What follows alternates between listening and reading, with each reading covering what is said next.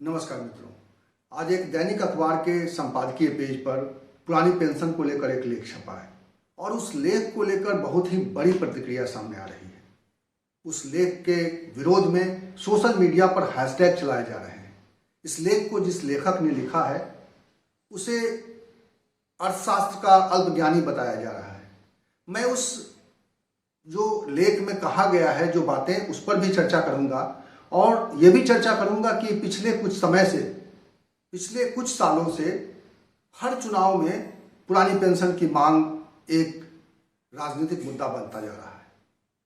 ये मुद्दा क्यों है, इसके पीछे क्या वजह है और पुरानी पेंशन की मांग करने वाले दरअसल कह क्या रहे हैं, क्यों उनकी मांग सुनी जा रही है। कुछ राज्यों ने सुनी है और उन्होंने अपने यहाँ उस व्यवस्था को बहाल किया है और अब जैसे जैसे जिन राज्यों में चुनाव होने हैं वहां पर ये इशू बहुत बड़ा इशू होने जा रहा है। ये चुनावी मुद्दा बनने जा रहा है।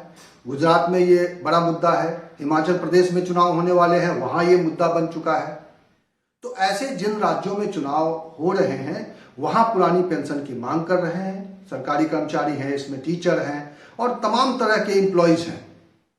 पिछले कुछ सालों से जब से ये पुरानी पेंशन की मांग को लेकर आंदोलन चल रहा है तब से ये कहा जा रहा है कि जो नई पेंशन व्यवस्था है वो लोगों को राहत नहीं दे पा रही है, लोगों की मदद नहीं कर पा रही है।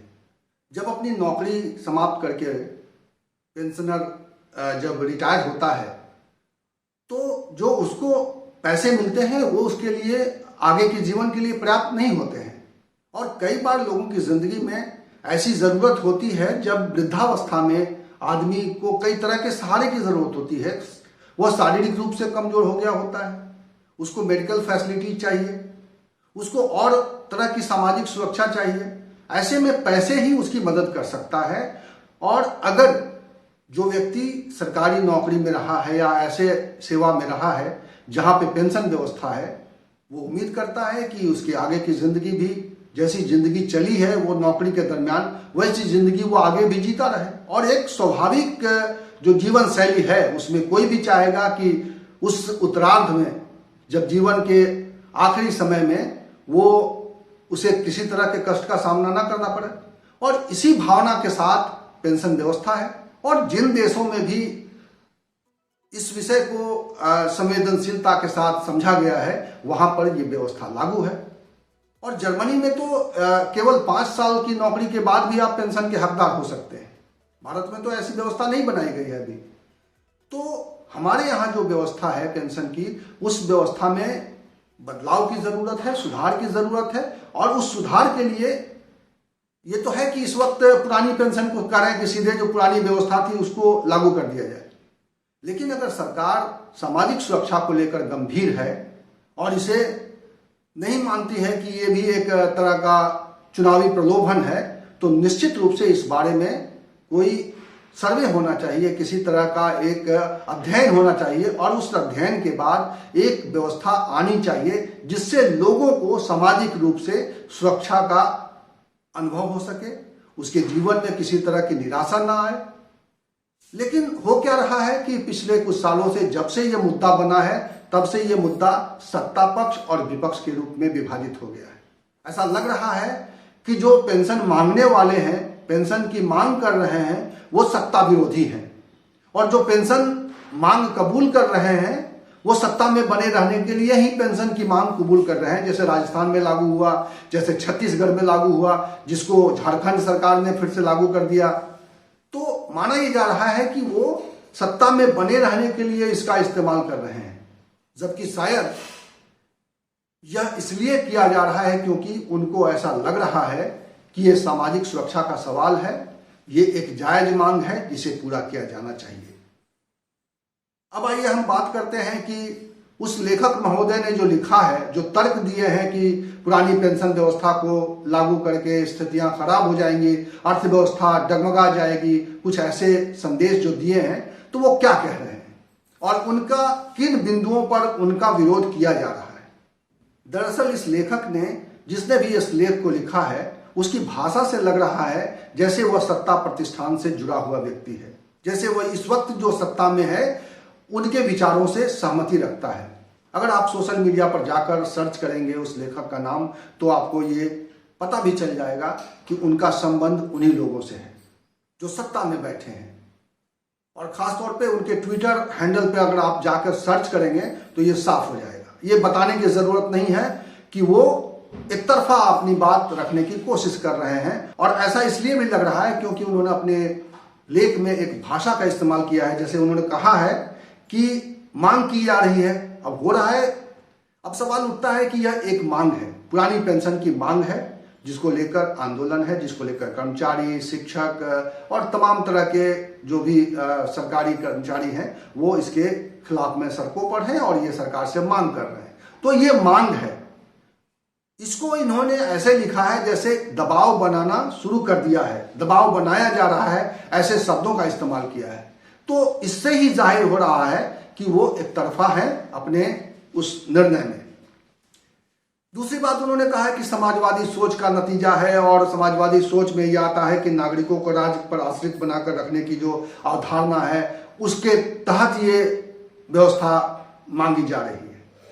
अब सवाल उठता है कि अगर भारत के संविधान ने समाजवाद को अपनाया है और जिसमें लोक कल्याण, जिसमें ये भावना कि हमारी जो जनता जनार्दन है उसको सरकार को जो आमदनी हो रही है उससे उसको लाभ पहुंचाया जाएगा, उसको सुरक्षा दी जाएगी, उसको कहते हैं वेलफेयर स्टेट है, कल्याणकारी राज्य की अवधारणा है।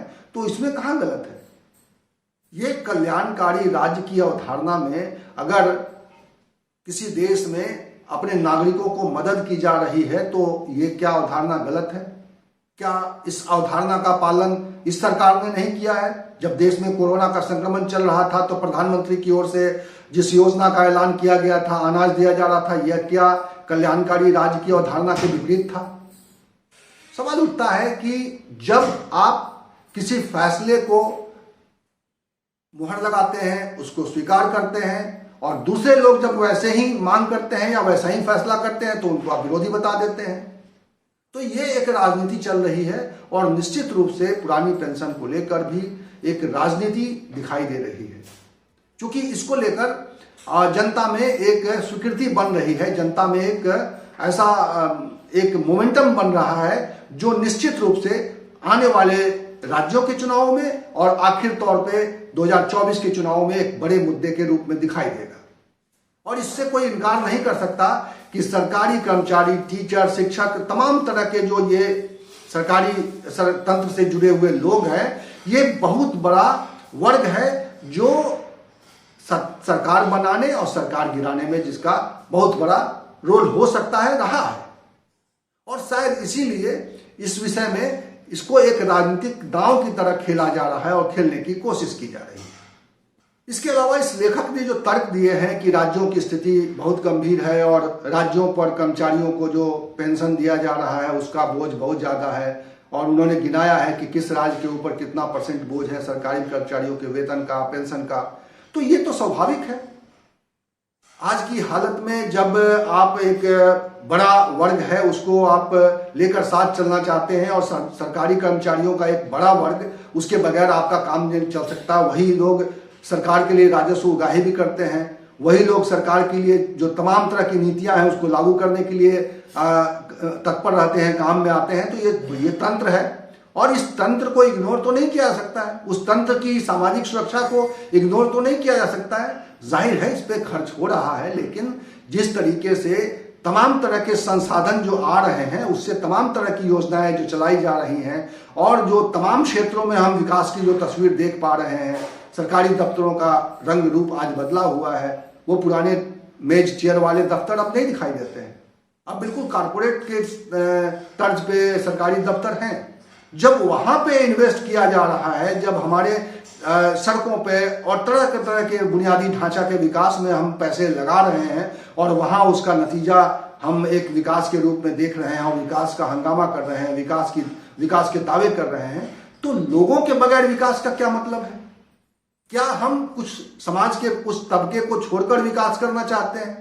क्या सिर्फ बुनियादी क्षेत्र का विकास करना चाहते हैं? क्या मानवीय संसाधन, जो मानव संसाधन है हमारा, उसका विकास जरूरी नहीं है?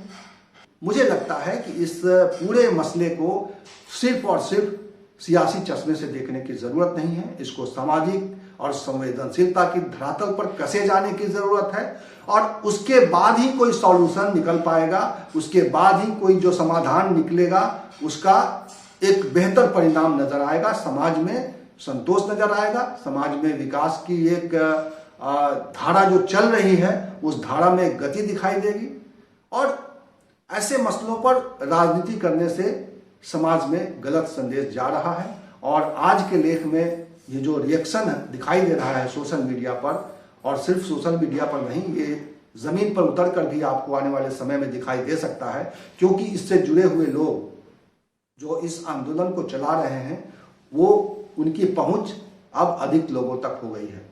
वो अधिक लोगों तक अपनी बात को पहुंचा चुके हैं, पहुंचा रहे हैं और लगातार उनमें एक भरोसा कायम कर रहे हैं कि वो पुरानी व्यवस्था को लागू करके रहेंगे। सरकार अगर उसकी नीयत साफ है तो निश्चित रूप से जो अभी व्यवस्था चल रही है उसमें सुधार के लिए किसी तरह का सर्वेक्षण करके एक नई व्यवस्था में आने की जरूरत है, एक नई व्यवस्था को लाने की जरूरत है, ताकि सामाजिक सुरक्षा का जो सवाल है उस सवाल पर लोगों को संतोषजनक जवाब मिल सके। इस वीडियो में इतना ही। इसी तरह की चर्चा के साथ मैं आपको मिलूंगा अगले वीडियो में। तब तक के लिए नमस्कार। लेकिन जाते जाते मैं आपसे अनुरोध करूंगा कि अगर आपने मेरा चैनल अभी तक सब्सक्राइब नहीं किया है तो आप इसे सब्सक्राइब कर लीजिए और इसका बेल आइकन भी जरूर दबा दीजिएगा, ताकि जब भी कोई नया वीडियो बने तो इसकी जानकारी आपको मिल जाए। बहुत बहुत शुक्रिया, आपने आखिर तक ये वीडियो देखा है।